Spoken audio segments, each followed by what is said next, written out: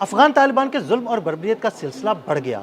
अफ़गान तालिबान ने पाकिस्तान से अद्वियात लेकर जाने वाले ताजरों को हिरासत में लिया, उन पर तशद्दुद किया और अद्वियात जला दी।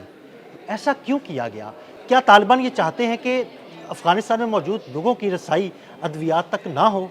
आमिर रज़ा मेरे साथ मौजूद है, उनसे बात करते हैं। आमिर भाई, बड़ी खौफनाक सी खबर सामने आई है। उन्होंने तशद्दुद का निशाना बनाया, अद्वियात को जला दिया।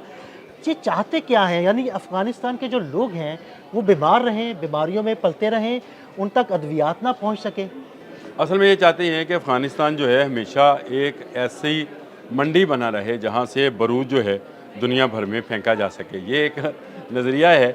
जो सोशल मीडिया की बात आप कर रहे हैं, वीडियो भी सामने है। उस वीडियो के मुताबिक जो है अद्वियात को जलाया जा रहा है और ये फार्मास्यूटिकल कंपनीज़ की तरफ से। इसको तक़वियत क्यों मिली इस वीडियो को कि ये हकीकत पर मबनी है?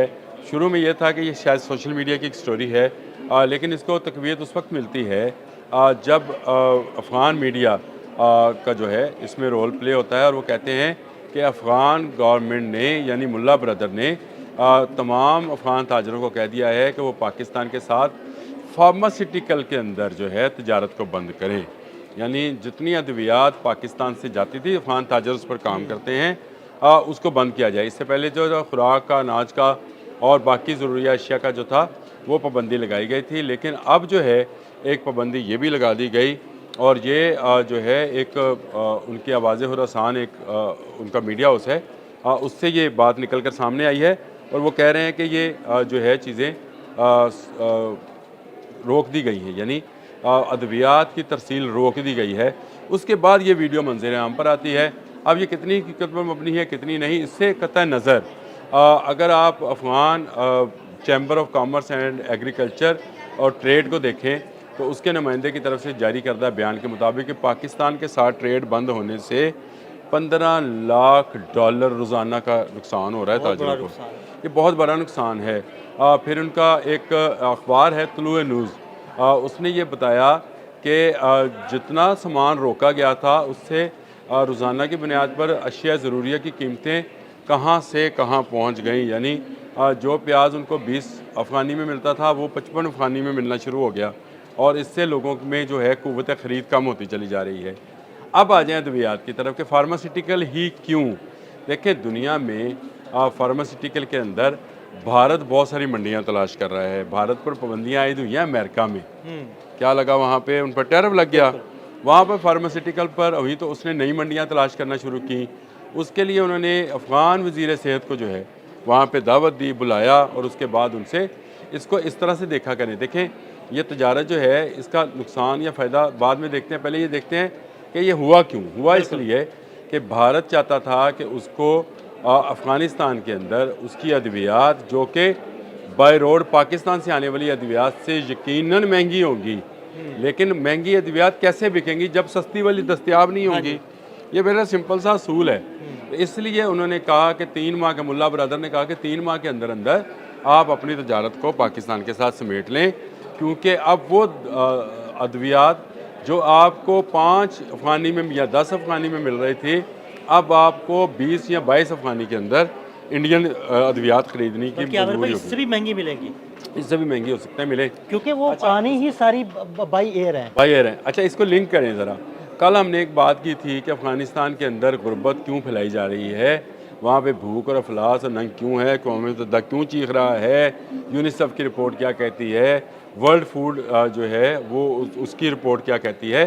तो मैंने आपको बताया था कि वहाँ पे जितनी गुर्बत फैलेगी, बीमारी फैलेगी, लोग अपने बच्चे इनके अदारों में भेजेंगे, ट्रेनिंग के लिए भेजेंगे, तो वो बज़ाहिर तो वो तलीम के लिए भेजेंगे कि उनको मजहबी तलीम दी जाए, लेकिन उनको दहशतगर्दी की ट्रेनिंग दी जाएगी। तो ये मैं ये समझता हूँ कि अफ़गानिस्तान के अंदर जो ये मंडियाँ लग रही हैं उसके पीछे भारत पूरी तरह इन्वॉल्व है। भारत अपने ताजरों की अशिया महंगे दामों अफ़गानिस्तान में फ़रोख्त कराना चाहता है, इसलिए आज पाकिस्तान का बॉर्डर बंद है। देखिए, फितना हिंदुस्तान और फितना ख्वारिज TTP ये दोनों मिलकर पाकिस्तान के अंदर दहशतगर्दी कर रहे थे। बॉर्डर किसका बंद हुआ? अफ़गानियों का। अफ़गान लोग 40 लाख के करीब पाकिस्तान में, कोई 23 लाख के करीब ईरान में, कुछ ताजिकिस्तान में, कुछ उज़्बेकिस्तान में, कुछ रशिया में, कुछ जर्मनी में, कुछ अमेरिका में, कुछ कनाडा में मौजूद थे। क्या हुआ उनके साथ? लोगों ने उनको निकालना शुरू कर दिया।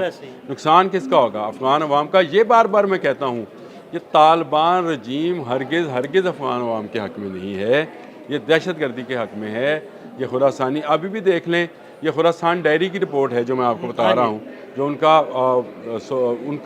समझे कि उनका ऑफिशियल मीडिया है, खुरासानी ग्रुप का ऑफिशियल मीडिया है, उसकी ये रिपोर्ट है कि भाई ये फार्मास्यूटिकल अशिया जो है वो पाकिस्तान से नहीं लेनी है।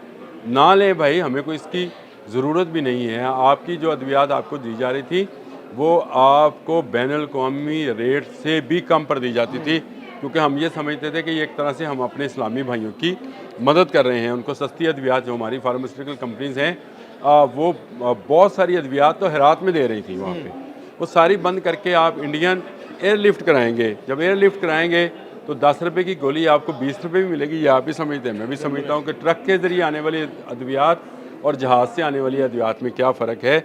वहाँ पर नया बहरान शुरू होने वाला है, अद्वियात महंगी हो जाएंगी तो क्या किया जाएगा? अपना बीमार मरते हुए कोई नहीं देख सकता, वो लोगों से छीन कर जो है लेगा। तो एक नई खाना जंगी जो है गुर्बत और अफलास और अद्वियात की कमी के बायस अफ़गानिस्तान में मुँह खोले खड़ी है, और तालिबान इसका इदराक नहीं कर रहे हैं। वो आज भी नहीं आमिर भाई, वो इसका इदराक कर रहे हैं, उन्हें पता है।